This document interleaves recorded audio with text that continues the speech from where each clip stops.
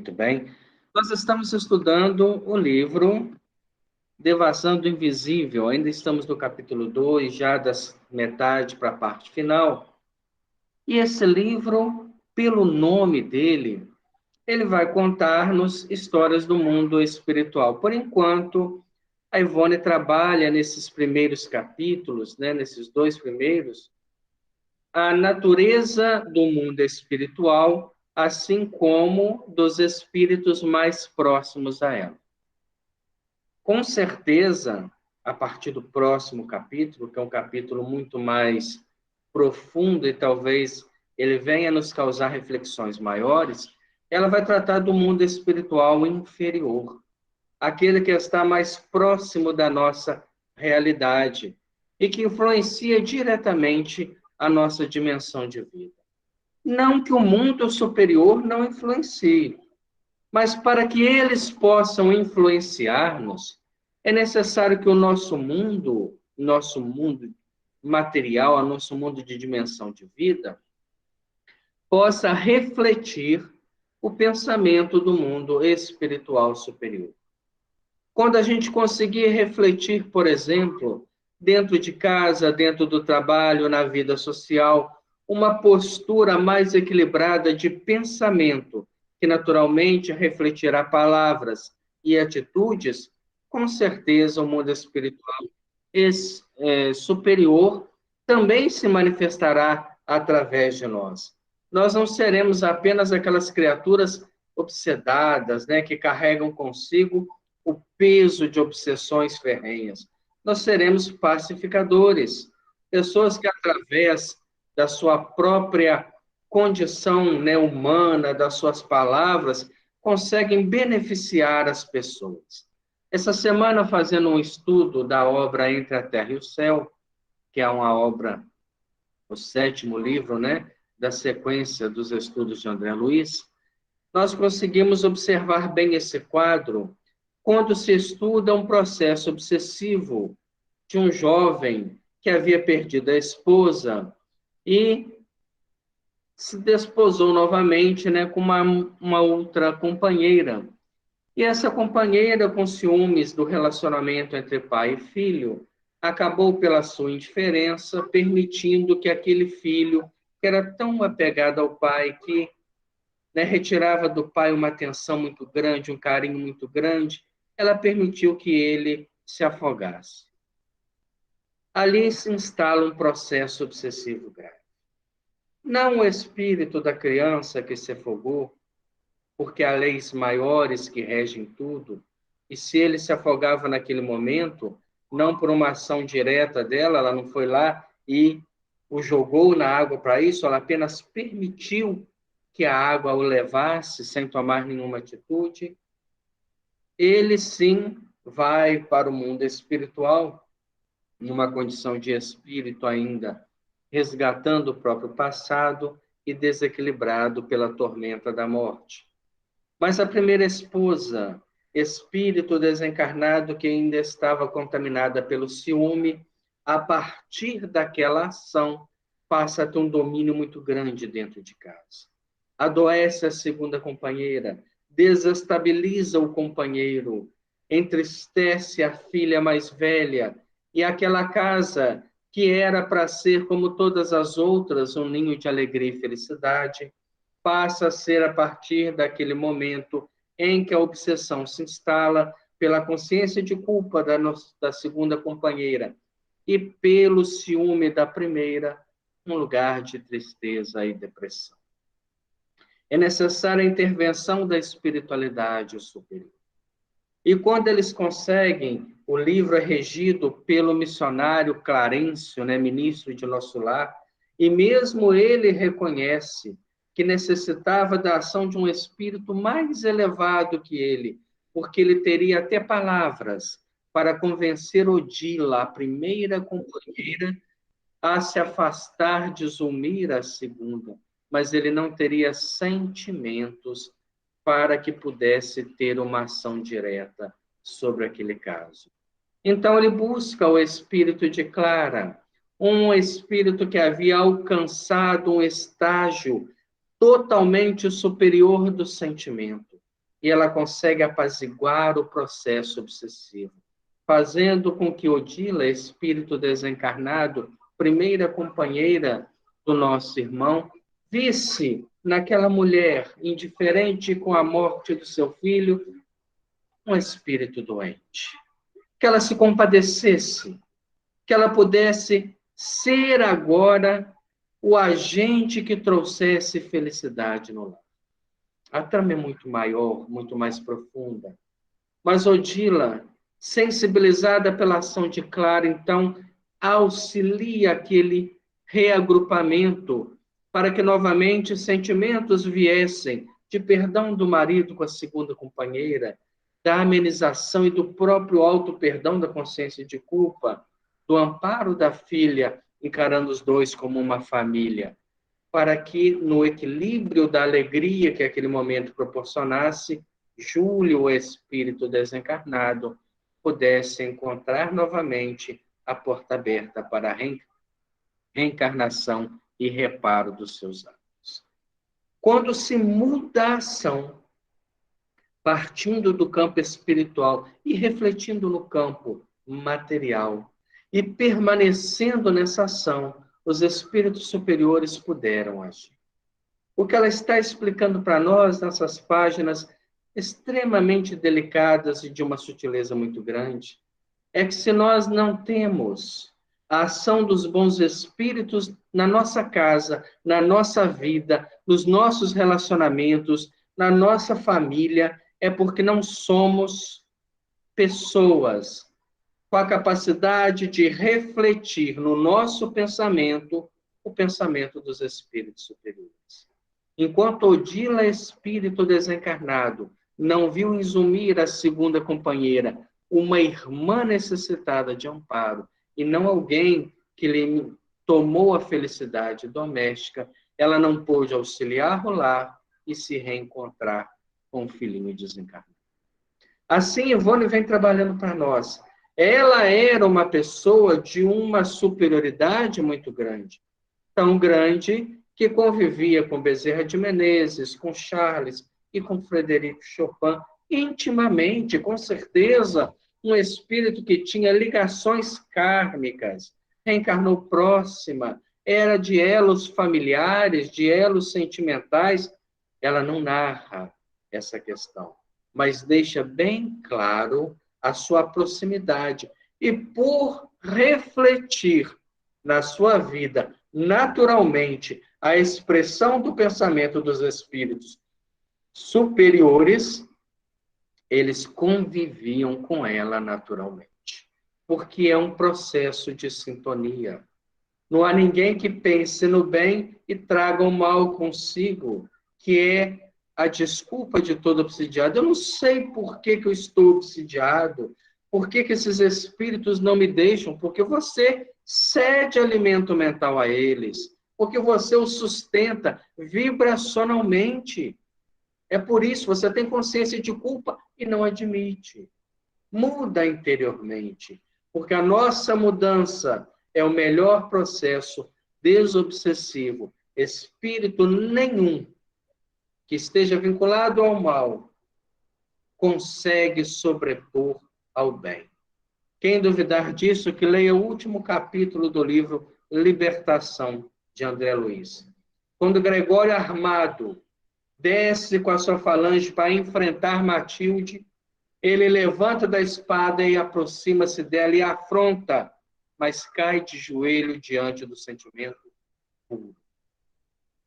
Então não tem mais. Se nós temos problemas espirituais, é porque nós ainda somos problemas espirituais. Eles apenas refletem na nossa vida. E na vida de Ivone se refletia espíritos superiores, que estavam preparando ela para as excursões do terceiro capítulo do livro em diante. Na semana passada, nós paramos naquele ponto em que ela cita que toda vez que Frederico Chopin aproximava-se dela, ela sentia o cheiro da violeta e da terra molhada. Imaginemos nós, né? Quando desencarnados aproximarmos de alguém, qual será a sensação que estamos passando? Porque os espíritos não têm as franquias de perfume no mundo espiritual. Eles apenas exalam as essências mais puras que nós já temos na natureza. E aproximam-se dela cada vez mais perfeitos, cada vez mais agradáveis. Então ele corrige ela dizendo: não é cheiro de terra molhada, mas da folha da violeta colhida num dia de chuva. Olha a delicadeza, né, da aproximação desse espírito. Ora, diz ela, esse pormenor identifica a sua presença quando não se materializa e o diferencia de qualquer outro espírito. Então, só pela presença dele e o odor que ele promove, ela sabe que ele está presente. Alguns médiuns experimentados, que têm para com seus mentores espirituais uma afinidade muito grande, sabem que eles estão presentes por um odor, por uma presença, por uma certa mudança que se dá no corpo físico, porque começam a identificá-los não pela vidência necessária ou pela audiência, mas sabem da sua proximidade vibracionalmente. Charles, por exemplo, que igualmente revela através de um muito espiritualizado perfume de violeta, mas sem esse característico do cheiro da terra molhada. Não conseguimos, diz ela, jamais ler qualquer narrativa da vida de Frederico Chopin. Embora o tivéssemos tentado algumas vezes, algo indefinível que nos perturba e atormenta impede-nos de fazê-lo. O que seria esse algo, né, que impede ela de ler a história do amigo que tanto se presta ao seu serviço espiritual? Com certeza, alegações afetivas que, de alguma forma, a própria leitura levaria a um auto-reconhecimento. Algo indefinível que nos perturba, atormenta e impede-nos de fazê-lo. Ignoramos, portanto, quase tudo acerca de sua passada vida.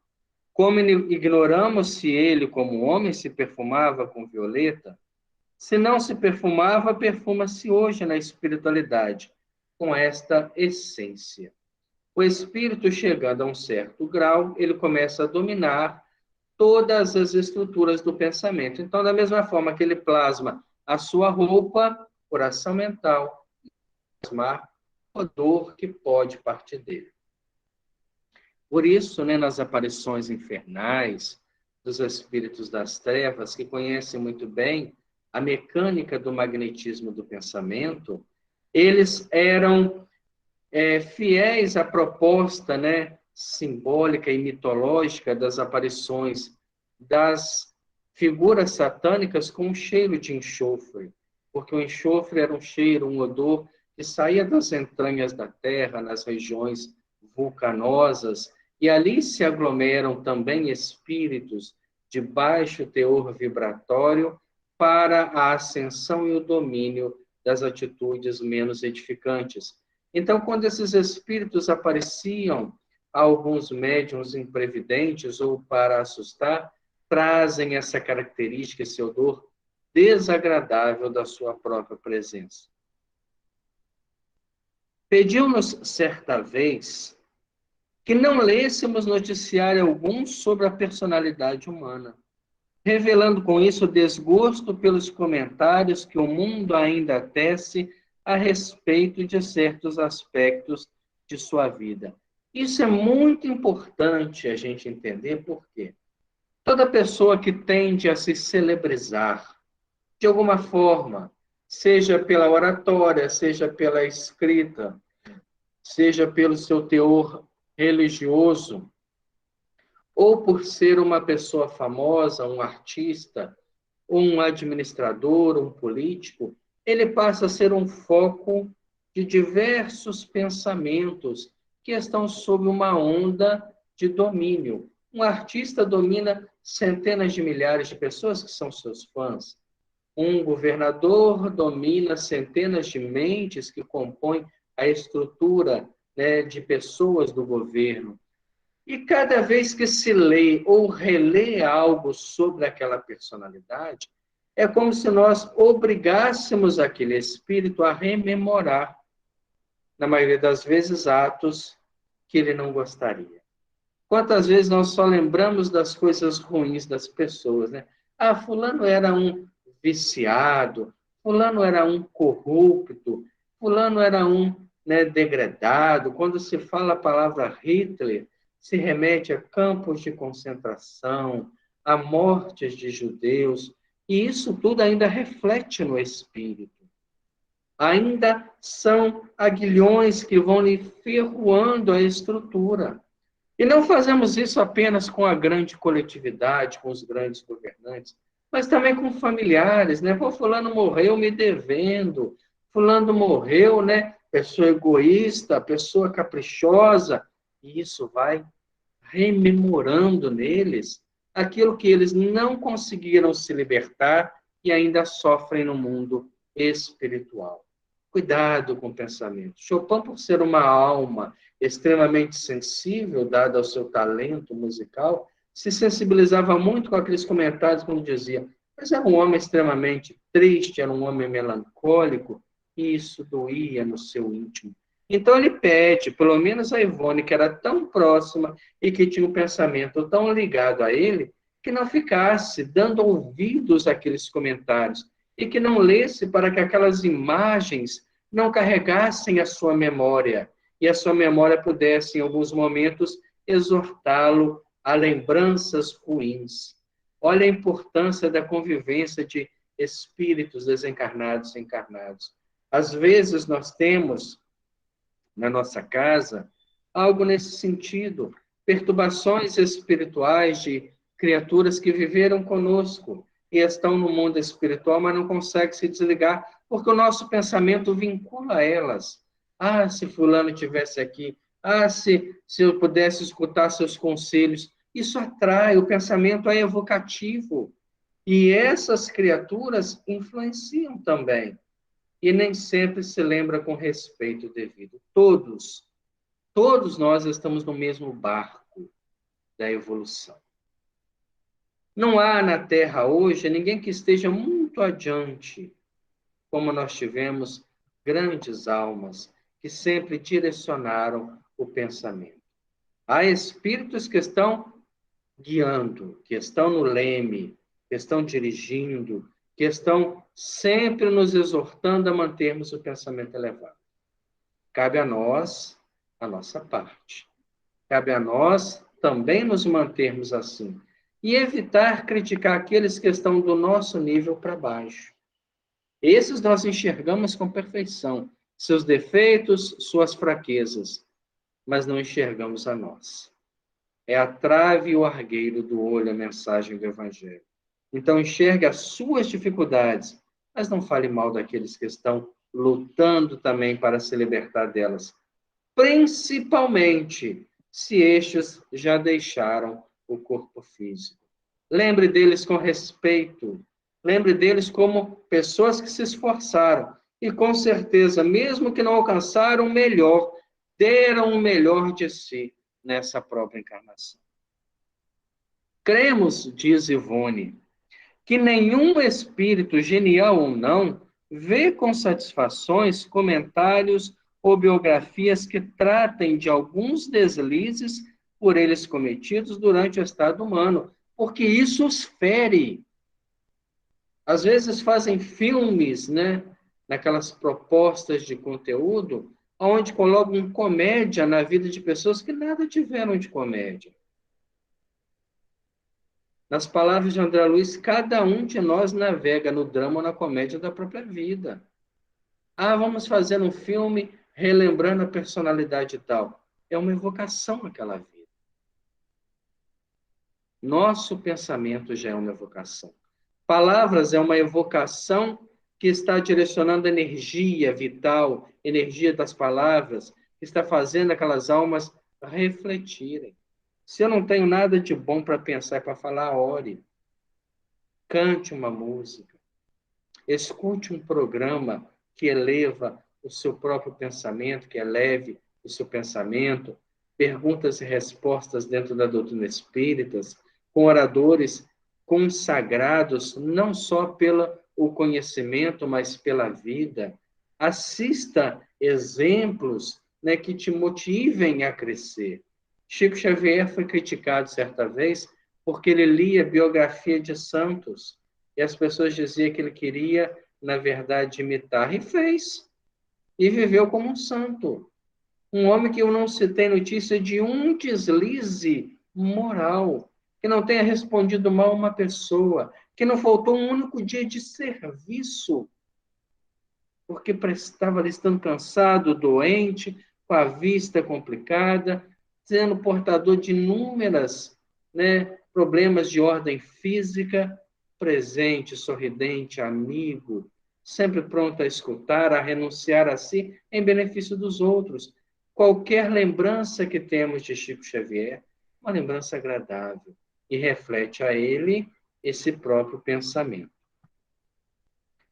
Tantas mentes a lerem tais noticiários, tão variados, troca de ideias em torno dos seus passados, atos, estabelecem correntes magneto-vibratórias poderosas, que têm a propriedade de atingi-los, avivando em suas potencialidades anímicas a lembrança de fatos passados que eles próprios desejariam esquecer. Principalmente, né, esses noticiários escandalosos, esses noticiários que dão veemência ao crime, que colocam o criminoso como um ser, né, fora da sociedade, como se não fosse filho de Deus, como se fosse criado por qualquer outra força do universo, numa incompreensão muito grande. Está na hora da gente, como espíritas e como espíritos, mudar a vibração do pensamento. Sair dessas induções mentais, conversação sem proveito, anedotário, né? Aquelas piadas de baixo nível, e as pessoas bebem aquilo, se divertem, riem, e os espíritos maliciosos mais ainda. Veremos isso a partir do capítulo 3. Como eles estimulam, porque precisam beber desses sentimentos podres que nascem desses anedotários, desses comentários infelizes, dessas brincadeiras de mau gosto. Não é esse o comportamento do mundo de regeneração. Se nós que somos os protagonistas da transformação, da transição, porque somos os mais lúcidos entre aqueles que receberam a proposta, porque todos que aqui estão cientes deste caminho, mas no livro Após a Tempestade, de Joana de Ângeles, lá no finalzinho nós vamos ver que estávamos vagueando pelo mundo espiritual, quando escutamos a proposta que o Consolador viria para a Terra. E a benfeitora diz: nós imploramos a oportunidade da reencarnação, para que estivéssemos aqui e recebêssemos a luz do Consolador, e viemos para o país onde a doutrina espírita maior ação tem, onde ela é respeitada, onde ela é dignificada por grandes trabalhadores. Não seremos nós que vamos conspurcar essa ideia, mantendo um comportamento inadequado com a fé que professamos. De outro lado, continua ela fazendo um apontamento. Os amigos e comparsas de além-túmulo igualmente passarão a conhecer através de tais processos as mesmas particularidades, o que muitos desgosta, humilha e envergonha, não raro.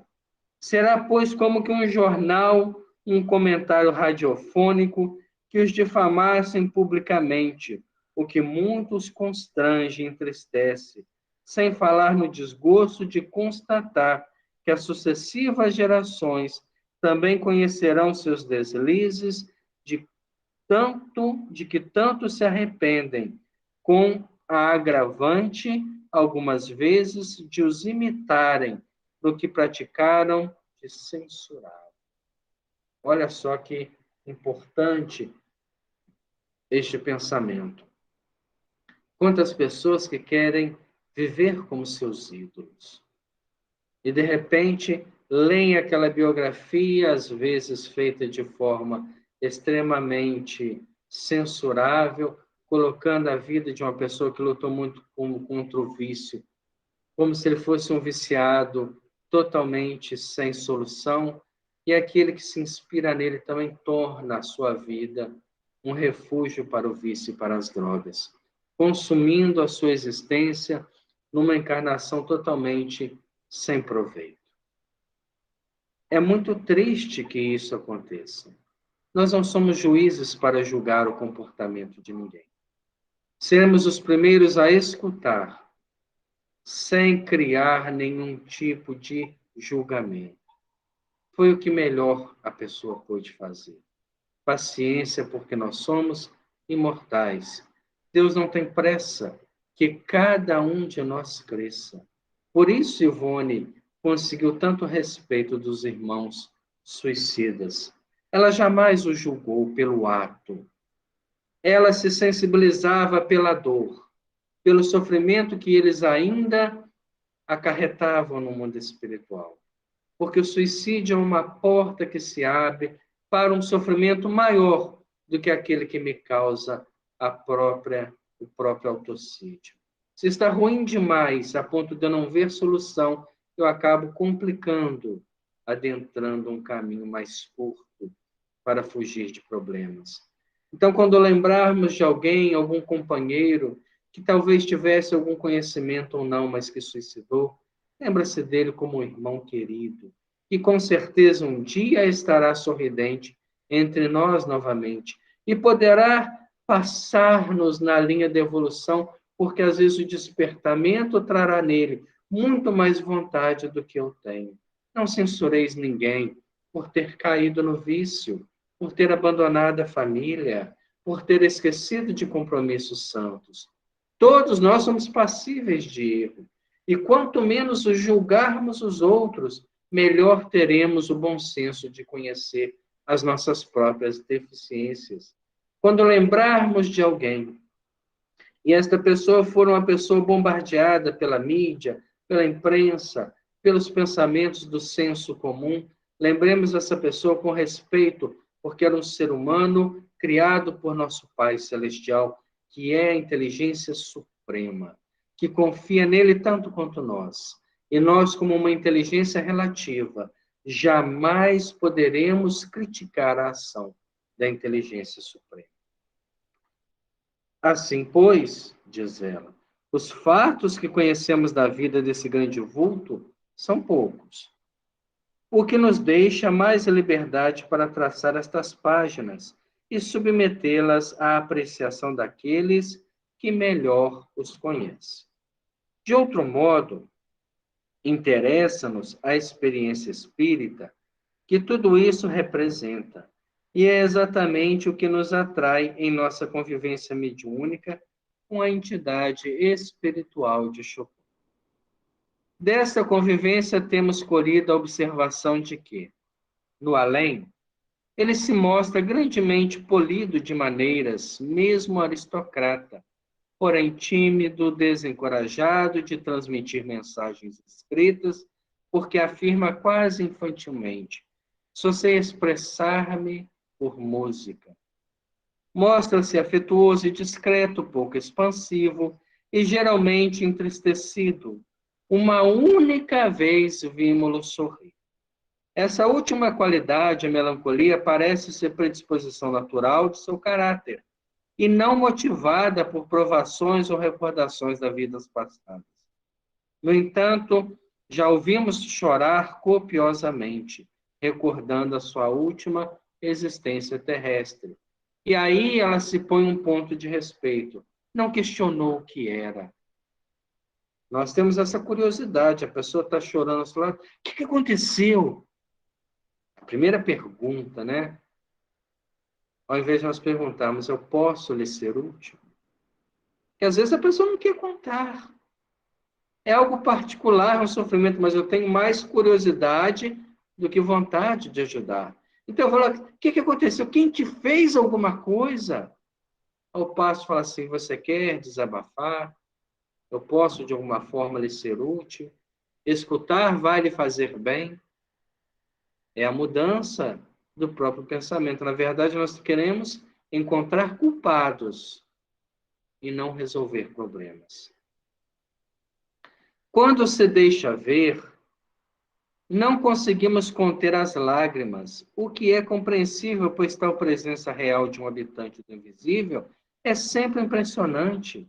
E um médium não enfrentará um fenômeno dessa natureza sem lágrimas de muita grata emoção, sobretudo em se tratando de uma entidade evoluída espiritualmente. E aqui a gente vai fazer um adentro, porque um médium que seja equilibrado, que esteja vinculado ao trabalho no bem, se emociona com os espíritos. Aconteceu certa vez num trabalho, e nós já tivemos oportunidade de narrar isso no nosso grupo de estudo, um trabalho que acontecia no Centro Espírita André Luiz, no Rio de Janeiro, sobre as materializações luminosas de Peixotinho, onde o espírito Sheila, totalmente materializada e luminescente, fazia uma série de passes curativos espirituais em alguns enfermos que estavam sentados na primeira fila daqueles que assistiam o trabalho.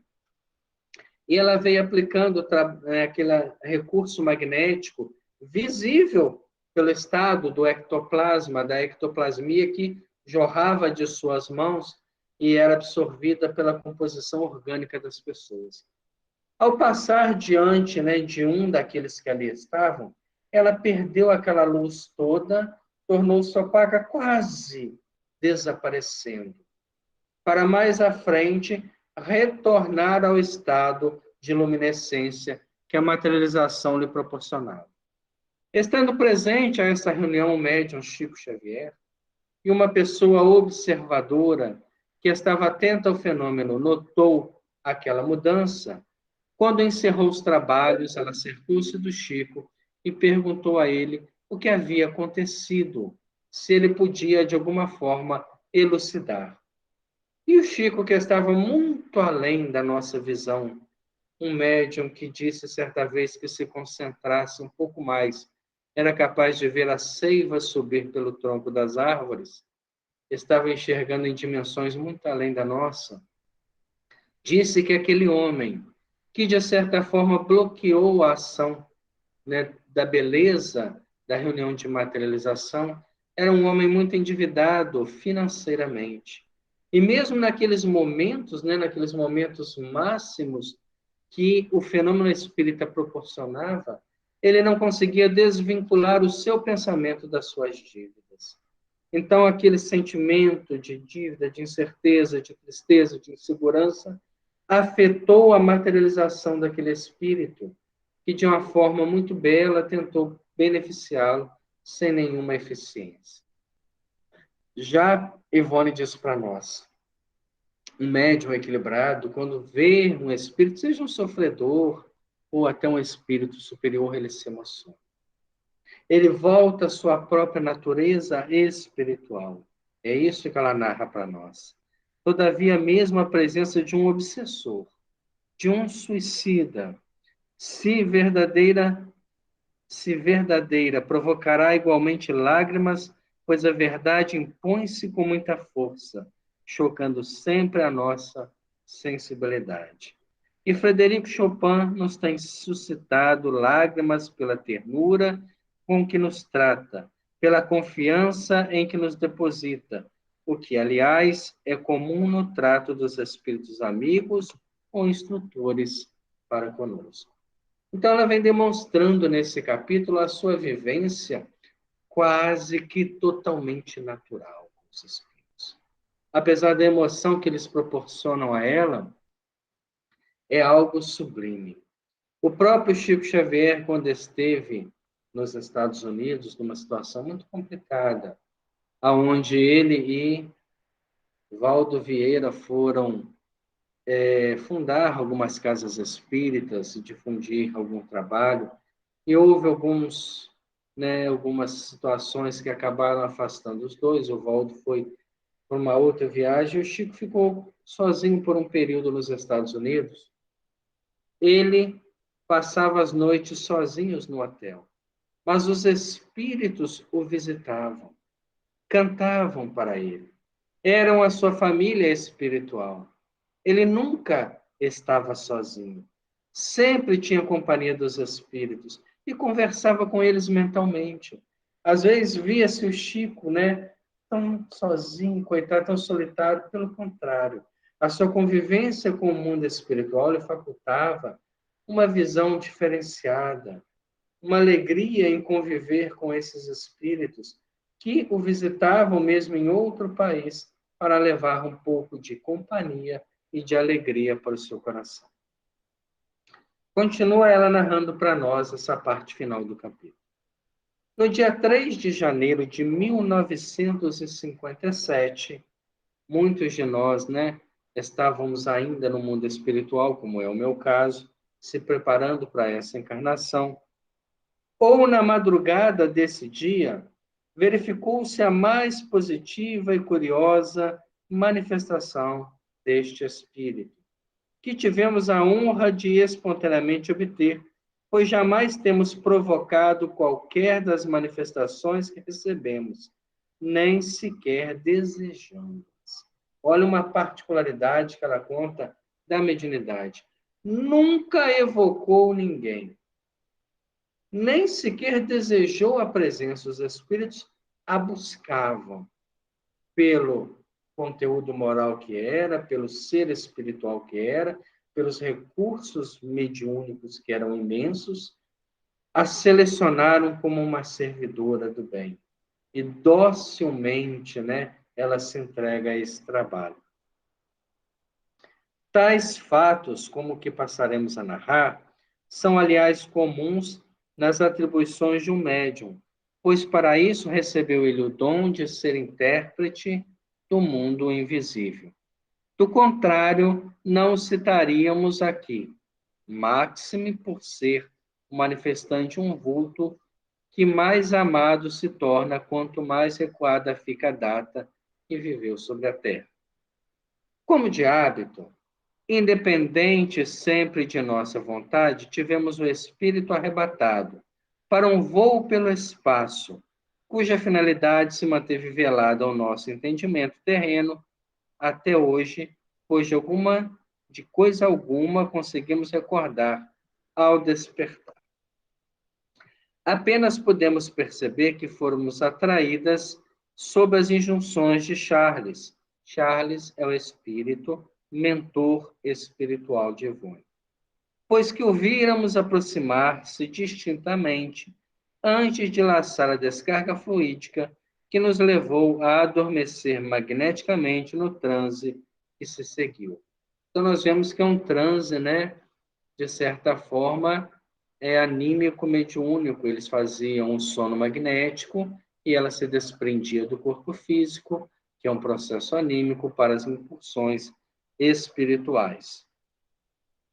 Ao regresso, porém, mal despertávamos, notávamos estar acompanhada também por outra entidade, além de Charles, reconhecendo tratar-se de Chopin, já nosso conhecido desde o ano de 1931. Totalmente desperta, mas ainda imobilizada sob a dormência da letargia, compreendemos que se acentuava a materialização das duas individualidades em apreço, pois jamais os amigos espirituais abandonam os médiuns antes que se desfaça a ação melindrosa de um transe dessa natureza. Quem já teve oportunidade de ter um desdobramento lúcido, e isso, modéstia à parte, eu posso falar por experiência própria, há um período de dormência no corpo, onde você está lúcido, mas não consegue movimentar o corpo físico. E leva um tempo para essa desagregação magnética, para você retomar toda a coordenação do corpo físico. Algumas pessoas, quando passam por esse trânsito, se assustam muito, porque acham que estão doentes, acham que estão tendo algum tipo de problema físico, e, na verdade, é um problema magnético muito ligado ao transe, né, do desdobramento lúcido. Ao contrário, trazem sempre até ao aposento onde se encontra o corpo semimorto, ajudando-os na operação penosa de que se repassarem, perdão. Então, os mentores espirituais traziam ela e aguardavam que ela saísse do transe.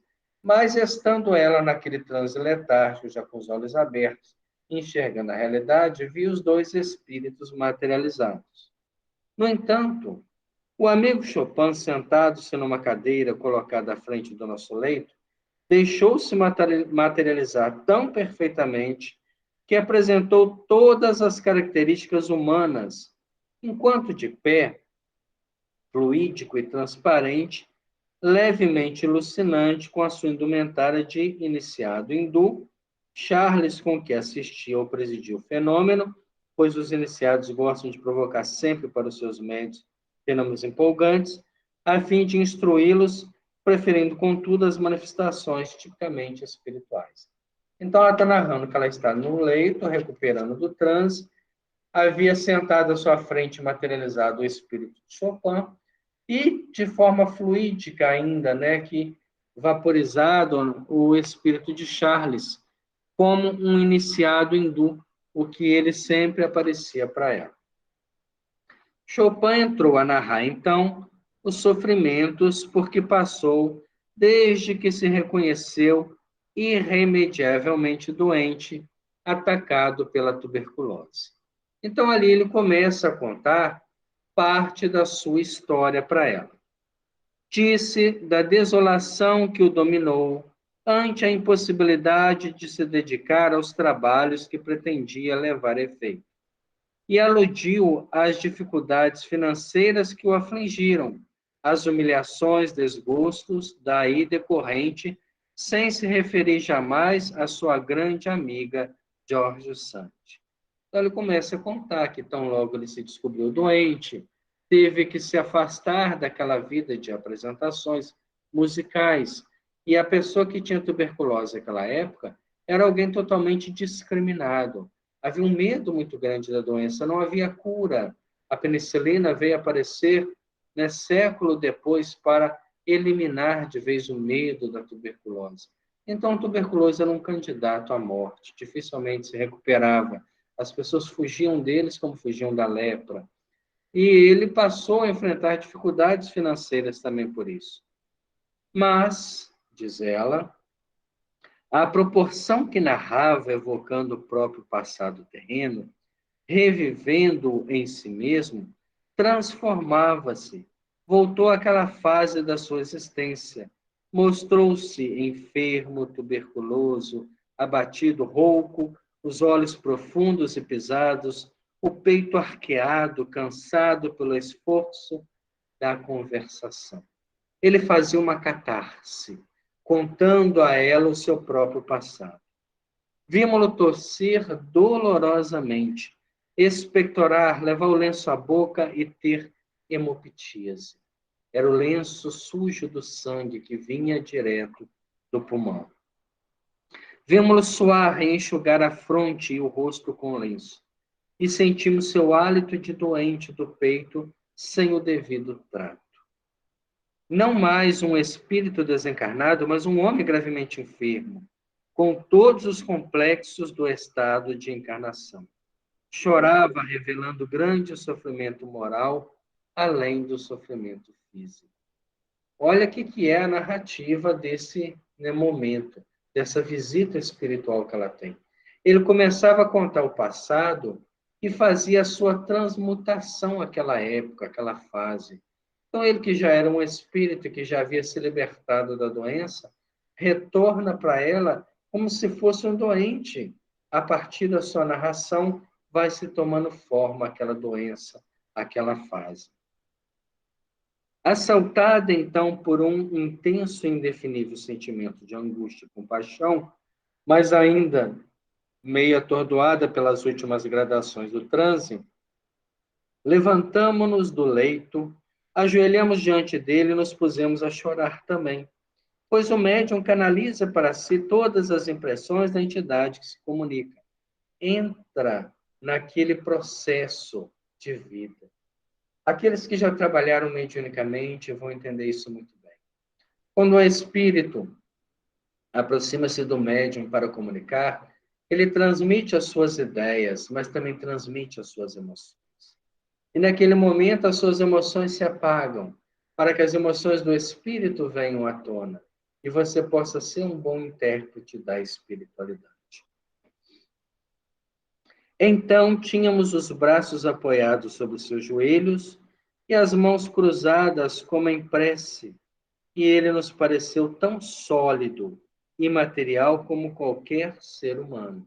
Observem que é uma materialização, sem a necessidade de um médium, sem uma ectoplasmia, é uma particularidade além que o médium dispõe.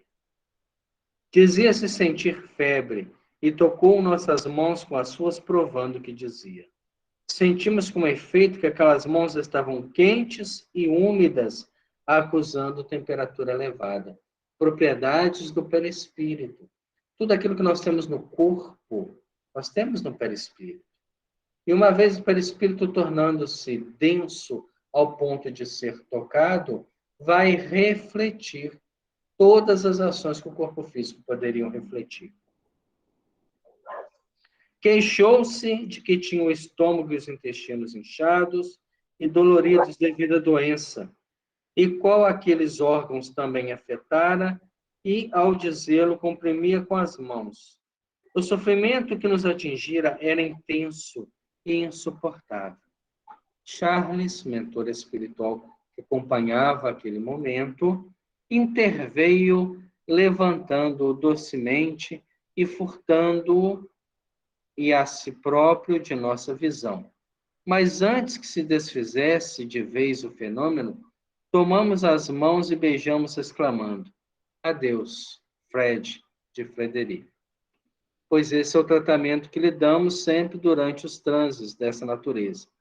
Esse fenômeno deixou-nos entristecida e abalada durante muitos dias. Nós observamos, fazendo uma análise bem particular da leitura, que entre os dois há uma aproximação muito grande. Talvez de vidas passadas, talvez de familiares, eles têm entre si um amor fraternal muito bonito. E ele, no processo de ensiná-la, de educá-la mediunicamente, promove esses fenômenos que são dolorosos para ele, a rememoração de um próprio sofrimento, para que ela também pudesse conhecer parte da história e pudesse aprender até que ponto a mediunidade pode nos dar um convívio tão natural com os espíritos. De outra feita, isto é, a 10 de março de 1958, lembramos que a primeira, deixa eu pegar aqui a data certinha que ela falou, foi 3 de janeiro de 1957. Agora nós estamos em 10 de março de 1958. Materializado plenamente à nossa frente, recordando seu estado humano, deixou-se contemplar muito agasalhado, com roupa de lã, envolvido num pequeno cobertor ou manta que lhe tomava a cabeça e os ombros, emprestando-lhe um aspecto feio. Dizia passar mal durante o inverno e no período das chuvas, e mostrou os pés que estavam inchados, coisa difícil de um médium poder observar, os pés de uma entidade desencarnada, mesmo quando materializada. Observamos novamente que as suas calças eram de tecido de lã azul, com as particularidades de mostrar pequenos pontos reluzentes em alto relevo, como gotas de orvalho, e as meias também eram de lã, de cor branco marfim, quase creme, e que usava chinelos muito grandes, arrastando-os ao caminhar, parecendo que não lhe pertenciam. Eu imagino, se nós morássemos perto da Ivone Pereira, fôssemos vizinhos assim, de apartamento, de casa. Claro que ela conversa com os espíritos em pensamento. Mas se nós convivêssemos com um médium desse, que tivesse um relacionamento tão próximo com os espíritos, que certa feita está lá em outro cômodo, como se estivesse em outra dimensão, nós também teríamos que nos adequar a essa vida. Talvez a partir do momento que a gente começa a conhecer, a ler a experiência daqueles que viveram, a gente também começa a se credenciar para esta vida. Porque a vida espiritual é comum. Imaginemos agora nós sairmos do ambiente que estamos e dermos de cara com o espírito materializado. O que faríamos? Sentiríamos medo? Estamos nos preparando para isso? Porque esta é uma realidade da vida. Nós deixamos de ver os espíritos por questões simplesmente de não acreditar que eles estão ali, que eles existem. Os animais que são dissociados do raciocínio lógico os veem naturalmente, têm na sua percepção. A nossa mente vai mudando, né, o espectro visual a tal ponto de enxergar apenas aquilo que é tocado, aquilo que sensibiliza os sentidos. Mas há um mundo espiritual à nossa volta e a gente não se sensibiliza para ver. Nós vamos parar então nesse ponto, onde ele fala aqui, né? Ela vem descrevendo ele, vamos fazer aqui uma parte maior, para a semana que vem a gente voltar. E quem sabe a gente vai se credenciando também para trabalhar um dia como Ivone Pereira, de sermos um médium onde a faculdade tão naturalmente se expresse, a ponto da gente conviver com os espíritos de uma forma agradável, de uma forma pacífica, de sentarmos no nosso leito à noite e quando estivermos orando, eles surgirem para nós ou falarem ao nosso pensamento, nos orientarem para a vida. Por que que nós não almejamos isso? Almejamos tantas coisas do mundo, conquistas materiais, conquistas emocionais, cargos eletivos, cargo que nos proporcione reconhecimento, e esquecemos que o mundo maior está numa dimensão maior do pensamento. E é necessário pensar nessa dimensão maior para alcançar também os efeitos que essa dimensão pode nos proporcionar. Nós vamos parar o nosso estudo aqui, neste ponto.